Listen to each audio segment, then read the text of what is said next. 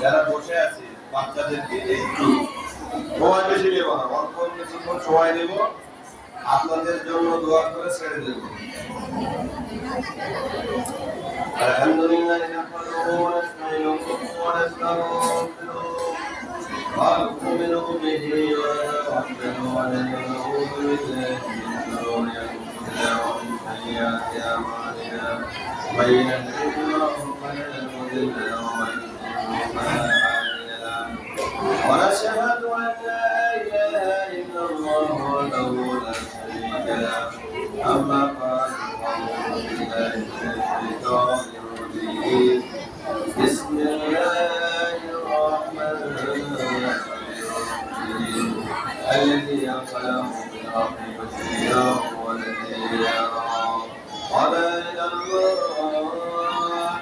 قضى إلى الله بإذنه صراطا منيرا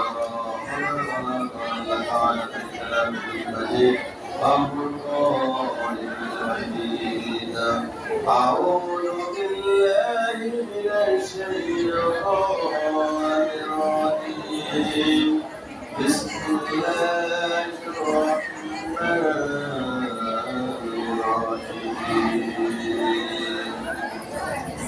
ولكل أمة وجعلنا منسقا ليذكروا اسم الله على ما رزقهم من بقية الأيام خالق لهم وإليه ويهد حيا وسلم وبشر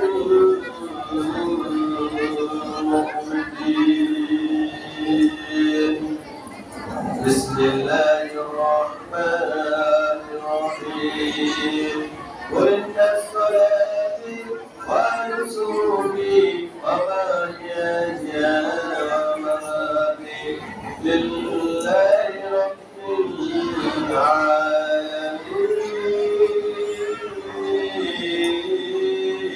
الله أكبر.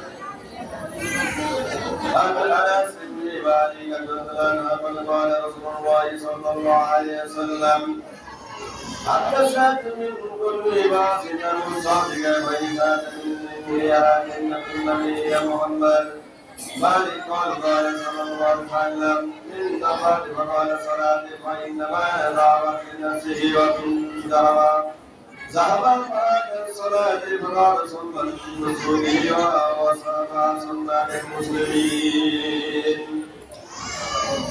حاصل يا فكري بسكب سيروغا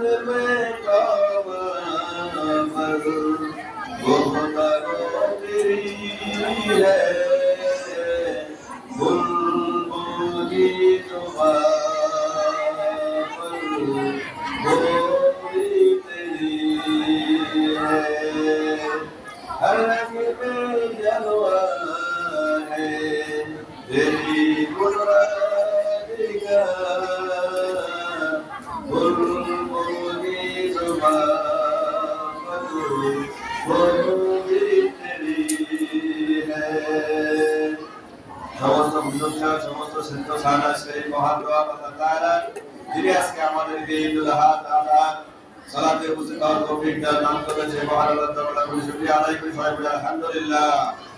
ঈশ্বর বরাবর বন্দিত আখিরাতের সবাই মেরে নামি জনাব মুহাম্মদুর রাসূলুল্লাহ সাল্লাল্লাহু আলাইহি ওয়াসাল্লাম।